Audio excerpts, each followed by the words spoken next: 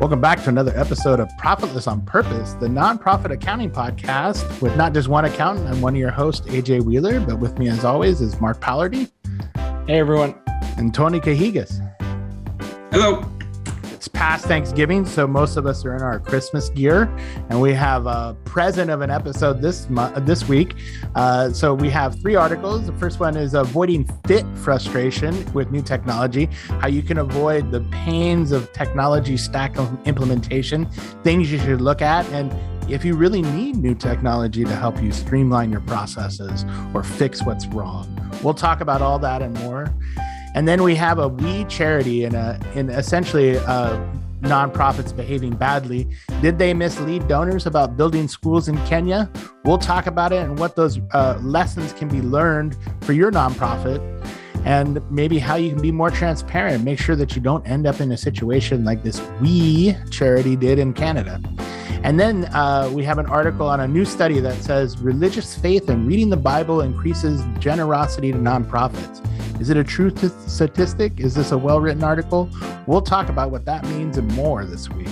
And then we have our question of the week, our mailbag question of the week is about executive leadership compensation. Does an executive director deserve to get 6 figures?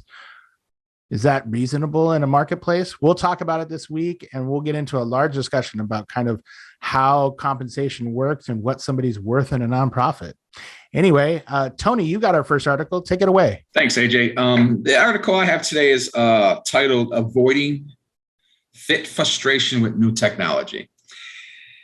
And basically, it's talking about nonprofits figuring out whether or not it's time for them to upgrade. And they talk about identifying their current pain points and what is their current problem they're having and some of the needs that they need. It talks about digging into the root causes, and before rushing into automation, considering some old-fashioned firsts, i.e. spreadsheets, creating spreadsheets, working with spreadsheets, doing things manually to figure out what is needed when you do decide to automate or get into a different type of technology.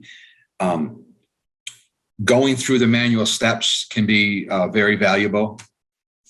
They talk about also, stick to simple. Once you're able to uncover your root causes of your current pain points, you can prioritize which problems actually need solving and where to begin looking for your automated tools. It basically, it just keep it easy. Sometimes when you do transition to new technology, it could be maybe too advanced for you and or your users. So it's you want to make sure that you do make the right decision on your next move as far as upgrading to new tools. So I like to hear your gentleman's take. Yeah, I really like this article because normally when I read an article like this, it's essentially like a written ad for whatever the author is standing for or hawking, and so when I read the title of this article, we put it on there, I was like, man, this is just going to be another, use QuickBooks Online or Salesforce or whatever the technology piece is. But I really like this article. And the reason being is new technology or any of these like online, whatever, it's just a tool. And if you have problems collecting data or problems in process, a new piece of technology isn't going to solve those problems just by implementing it. In fact, it can compound it. So, and I don't think I've ever done a technology implementation of a new tool or something like that that didn't have hiccups or things that were unseen in the planning and implementation portion of somebody putting it in. And that's even with a dedicated person implementing it. Just a personal story. I was working in public accounting, and our firm had to upgrade their audit software. And the new audit software was very expensive, very detailed. And we even had a training course and implementation team, and there were still problems of figuring out very basic things, and they weren't uncovered until you start working with them and the system is up and running. And it caused a lot of headaches, and brought a couple audits to a full stop because we needed to figure out what in the background wasn't working and why it wasn't working, and how we were going to implement a previous process that we used in our previous audit software into the new audit software. So I think it's almost like a 2-step process or 3-step process or even 4-step, where you decide what you're going to implement, decide that it's going to fix a need or whatever. It's planning for that implementation, implementing it, and then troubleshooting, and probably going back around in circles of finding the problem and then fixing it, because there's, just change is difficult. It's seems like the theme of the last few episodes, but any kind of new technology like this that you're adding on, there's going to be hiccups, and you just need to be aware of that. And it's not all roses and champagne, the way that the salesperson that's hawking this thing is going to make it sound. It's just a tool, I guess. And so identifying, in fact, and I really like where it talks about current pain points and root causes for any kind of slowdown in your process. And it doesn't always need to be a brand new shiny piece of hardware or software to fix what's going on. A lot of this stuff can be accomplished through changes in process or changes in documentation, or like they said, even an Excel sheet. So I think it's,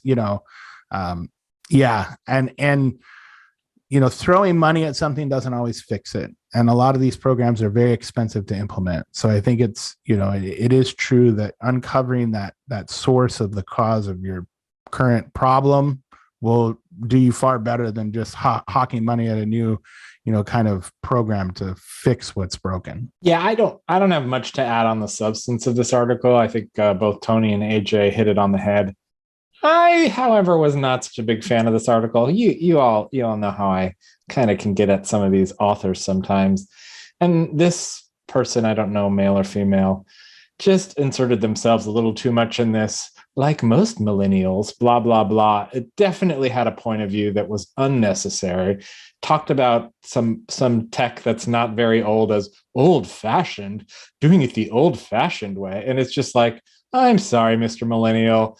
Mr. Gen X over here actually also likes tech and also understands the ways of implementations and the problems therein. So maybe get off your millennial high horse and just tell me the facts.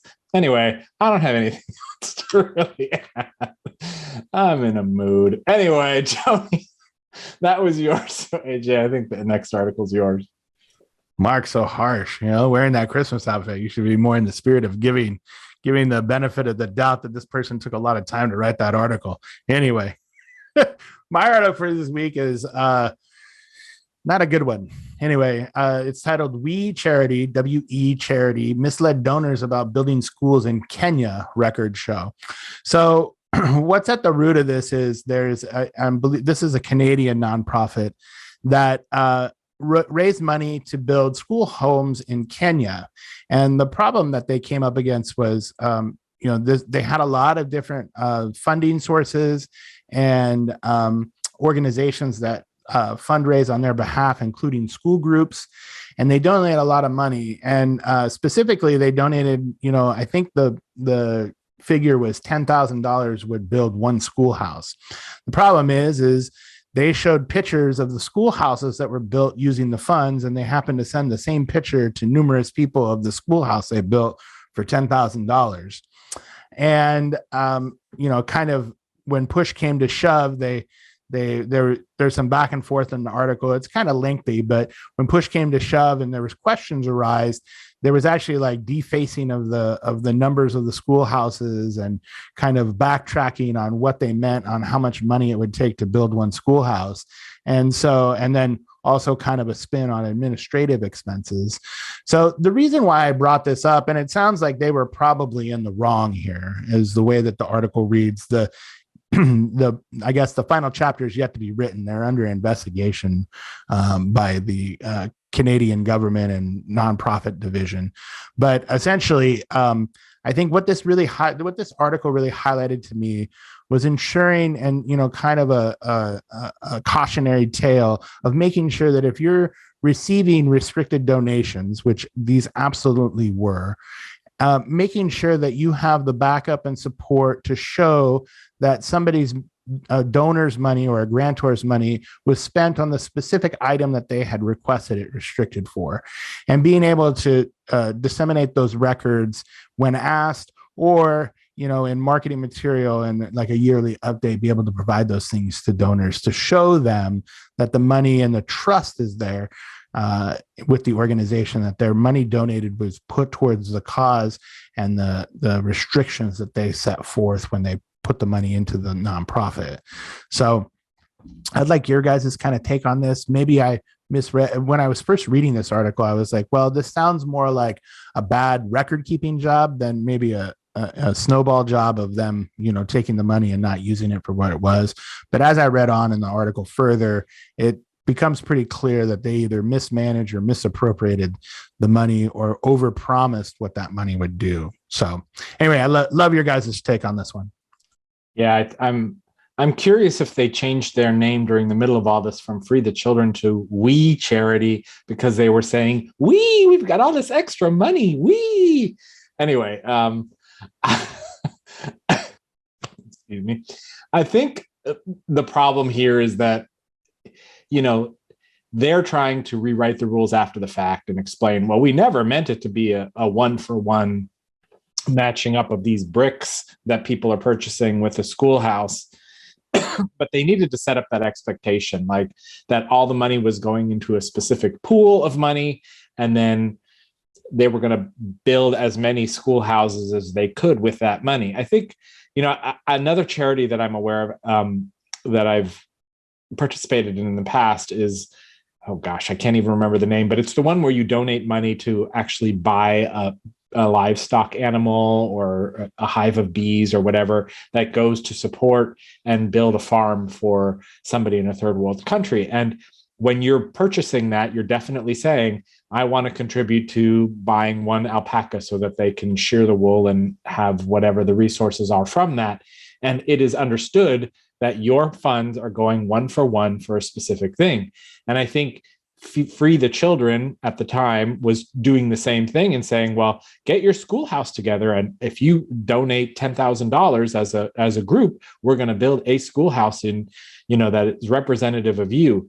And whether the cost overruns happened, I mean, it could have been an innocent thing where things just got ahead of them and it was way more expensive and they couldn't keep up with this one-to-one matching, or it was deceptive from day one. But I think my read on it is that they're now trying to change the rules and say, well, we never intended it to be a one-for-one. So it's tricky. You got to be really clear, especially in marketing and solicitation. I, of course, don't know Canadian law, so I don't know what the advertising rules are for nonprofits and how restricted money is working over there. But, I think it's legitimate. They didn't ever disclose it. It actually happened to come to light because one of the donors who donated when he was a child in school went to Kenya to actually look up one of these classrooms that was supposedly assigned to his group, and it was assigned to somebody else. I mean, that doesn't feel good, right? That feels like, well, something shady is really going on here. So,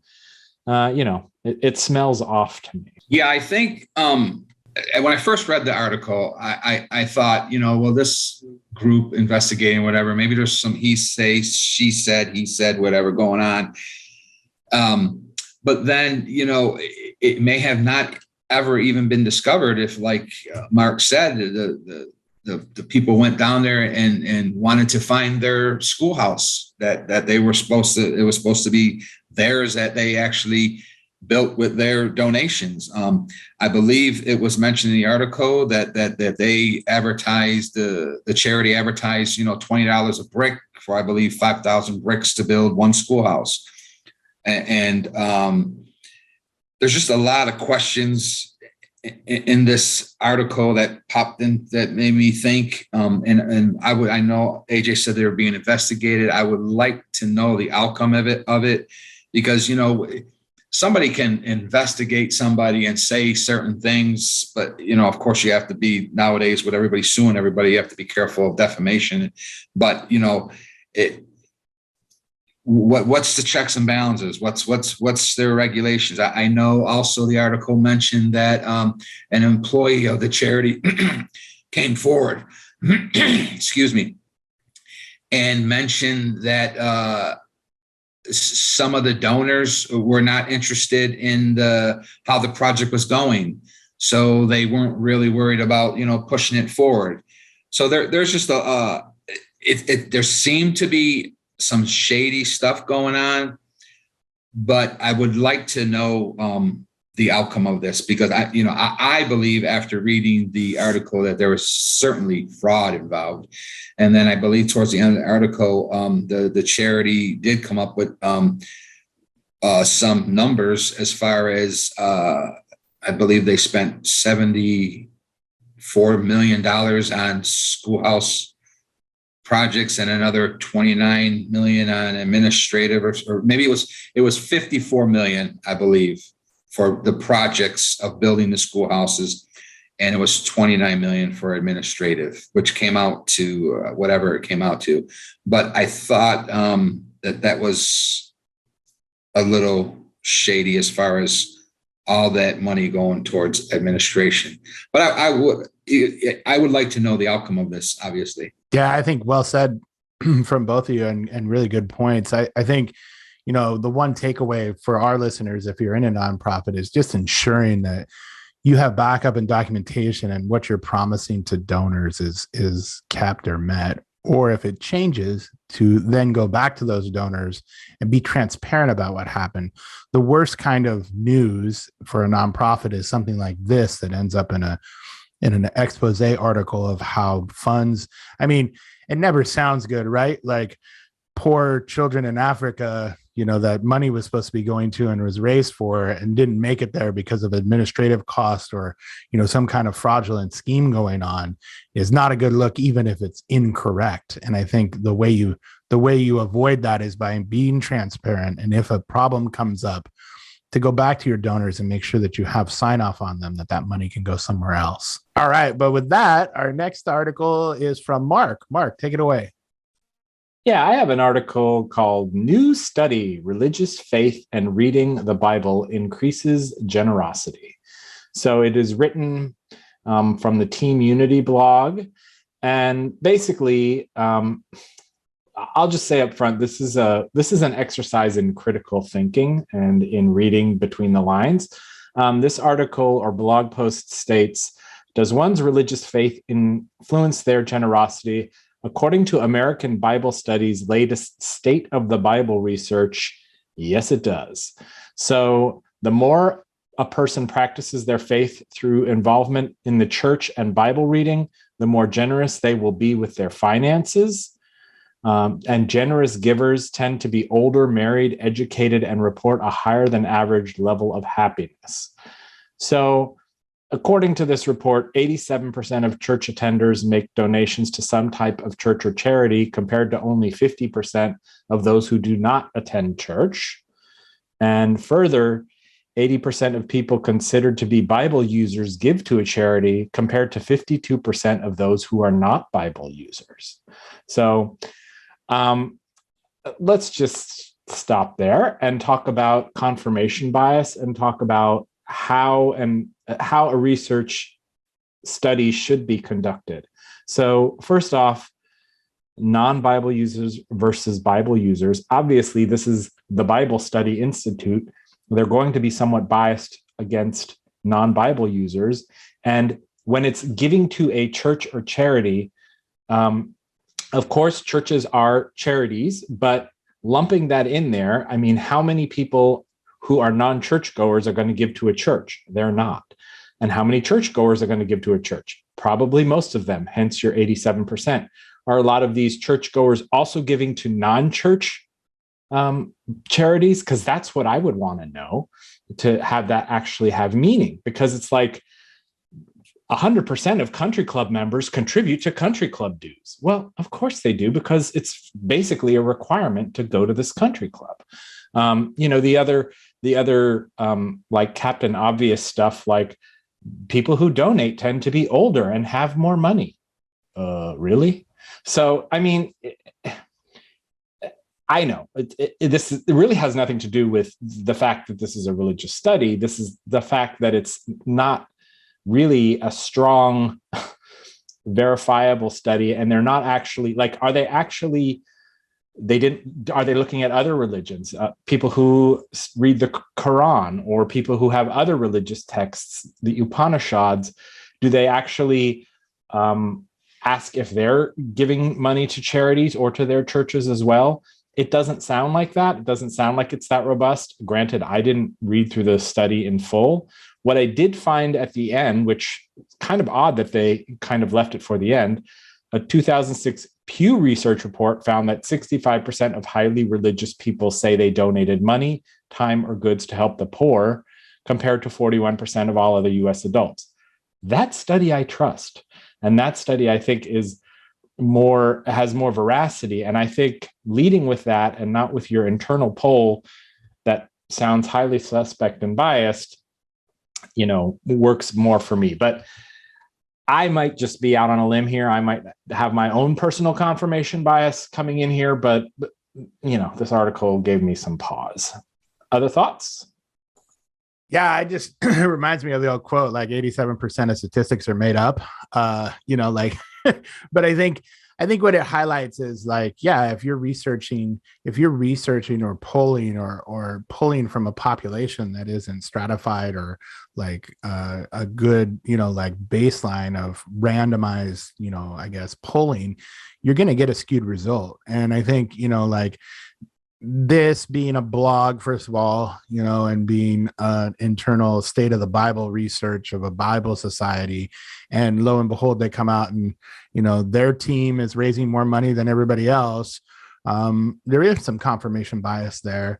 And, I think they could have took the same Pew Research thing and made the same argument, and probably had better footing for that, like, hey, we should really bolster and double down on churches in America, because, like, we have a bunch of nonprofits, and, I think that we find our members or our congregations give more, you know what I mean? So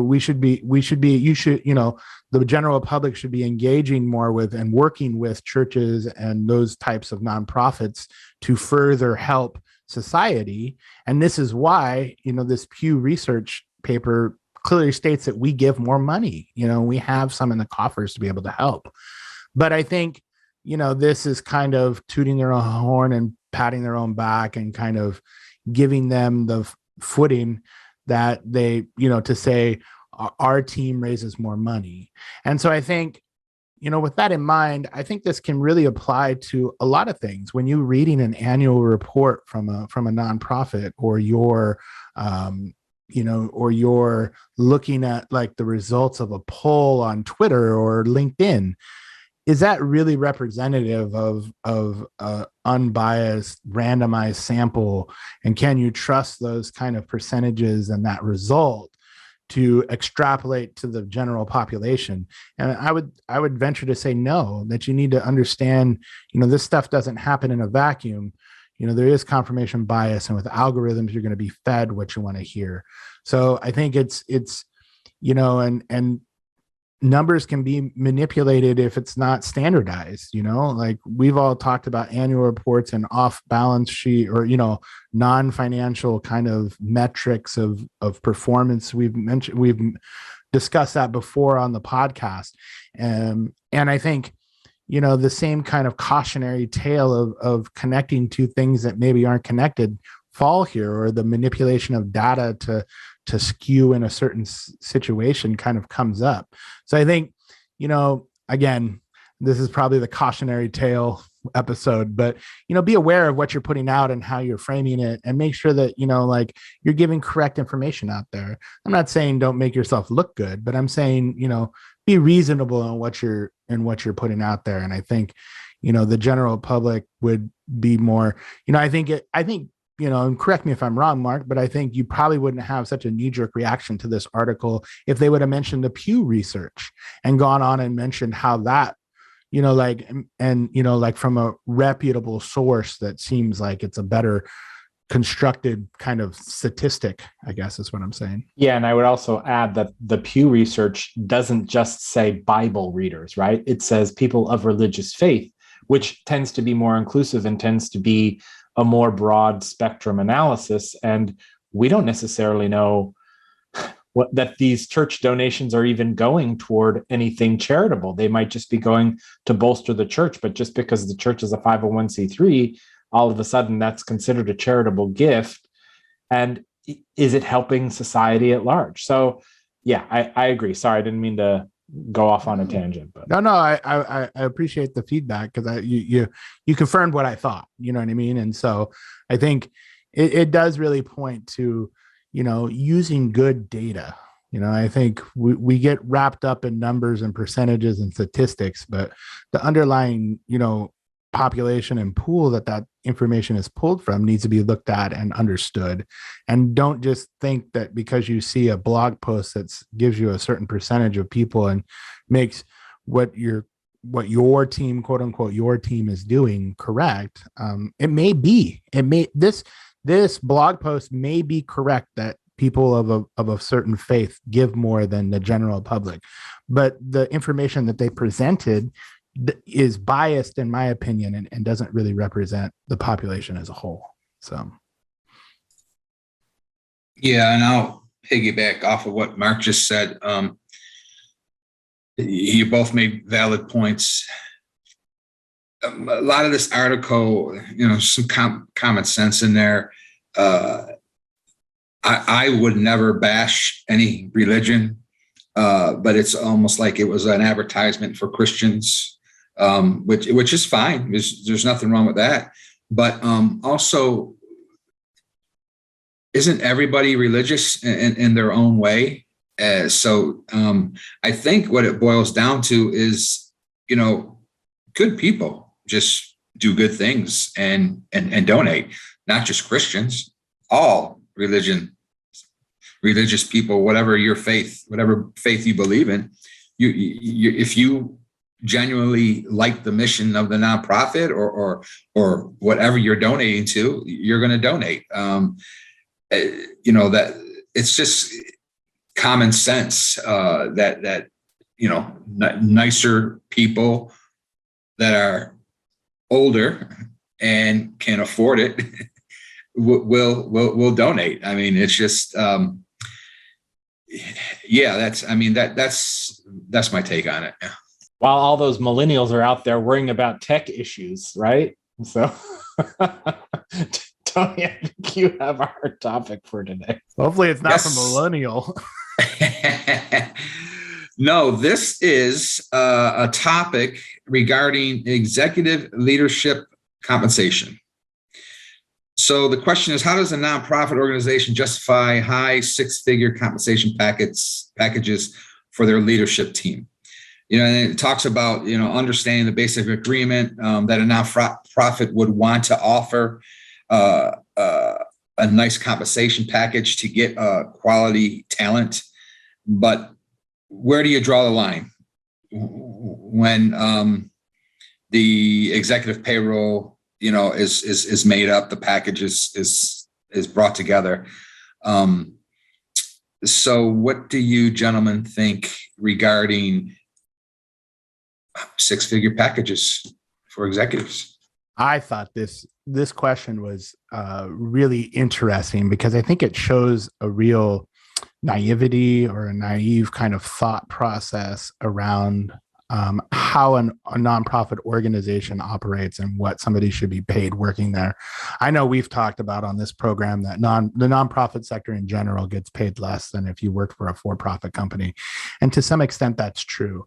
And it's been in vogue and probably should be more in vogue. But when these executive compensation is reviewed by the board, especially for an executive director and an executive team, it's you're supposed to do a kind of a market survey and make sure that the person in that position is getting paid what a for-profit amalgamation of that position would be paid. And I think that's twofold. It's to make sure that somebody is getting adequately compensated for the work they're doing, and it keeps talent in the nonprofit sector where somebody's making 50 or 75% or 50% or 75% of what they would make in a for-profit setting. What stops them from taking their talent to that for-profit setting? And you're losing talent in the nonprofit area. The other thing that I think it brings up is understanding what an executive director does. And I think this is also the naivety around what like a CEO does in a for-profit situation. An ED at a nonprofit that's running it is the quarterback. They're working in if they're good, I should preface this. If they're a good executive director, they're overseeing and have some hand in everything that's going on in that organization, from donations, whether they're leading like annual, they're usually the face of the organization. So they're usually leading some kind of development in gifts and grants and everything. They're usually involved in the programs that are happening at that nonprofit.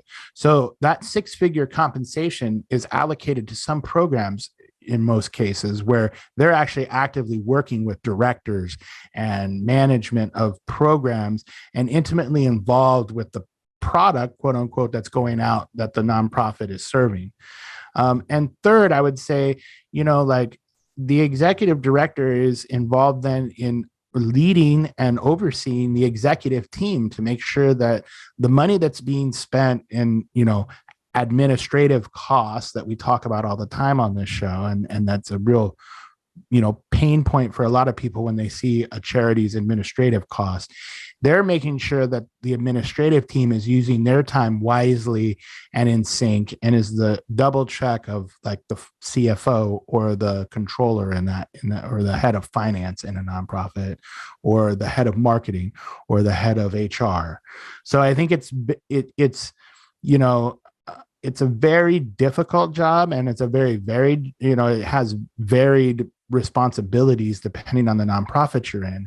But absolutely, I think six-figure salaries should be available for executive directors that deserve it, and that for a nonprofit whose budget can afford it, And so I think the person's question is coming from a place of naivety where they don't know necessarily that a nonprofit, they think they should be working for the good of the nonprofit, and foregoing this large salary to do so. But I think you pay people what they're worth. And I think that this is a situation where if they were a CEO in a for-profit company, they would make that or more, So I think I just wanted to lay that out there. And you guys may disagree, but I'd love to hear what you have to say. Yeah, I in large part, I do agree with you, AJ. I think, there's this sense that, right, we work for nonprofits for the altruistic nature of this. We're working for the nonprofit because we're serving the mission. And that's great. That's fantastic. And when you're small and growing, oftentimes you're head of the corporation, your CEOs, if you will, or executive directors are working for free, right? Because they so believe in the mission. But as you grow and reach scale, you need people who have an education, who know how to run a development department, who have a network of connections that they can glad hand and get some of the big donations and big grants in the front door, and that have knowledge and resources to make the position work for them. And that comes at a cost. I agree with AJ totally that market forces play a big role here. And I think the other thing that is somewhat unique about nonprofits of all size, which we've discussed many times on the podcast, is the transparency, because you can actually go into their 990s and see what these executives are making and what the compensation is. So there are ways to compare what like-minded and like-sized organizations that have a similar amount of money and revenue coming in, what they're making. And if your executive director is not performing and donations go down under their watch, the board is going to jettison them. I mean, this happens all the time. So if the market forces say this person is worth a six-figure salary, I mean, there's a difference between 150 grand a year versus 900 grand a year, right? So there comes a point where it's maybe a little bit ridiculous. But there are larger organizations where maybe that's justified because they're bringing in really large sums of money. So, I guess for the small and medium-sized nonprofits, just be aware that you have to go with market forces. Sometimes these salaries across the board are going to be lower than they would be if you were in the private sector. So doing it because there's a passion and doing it because you're serving a mission rather than serving the almighty dollar is a factor for a lot of CEOs and a lot of people who are going into nonprofit industries. But it's not the only factor. There's families to feed. There's life to live. You don't want to not everybody is interested in going through life as a pauper just so that they can serve a mission.